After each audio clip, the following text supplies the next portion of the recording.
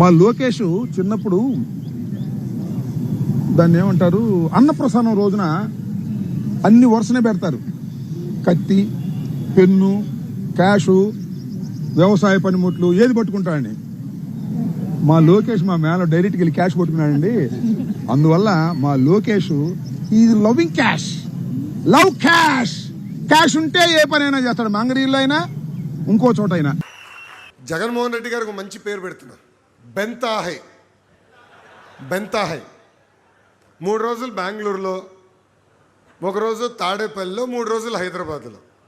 అందుకే ఆయన జగన్మోహన్ రెడ్డి అన్నది నుంచి బెంతాహై అన్న ముద్దుగా మీరు పిలవండి, బెంతాహై. వైకాపాకి ముద్దుగా ఒక కొత్త పేరు పెట్టిన గొడ్డలిపాటి. జగన్ ఎందుకో కొంచెం ఫీల్ అయ్యాడు దానికి. ఆయన అడుగుతున్నా, రపరప అనింది ఎవరబ్బా?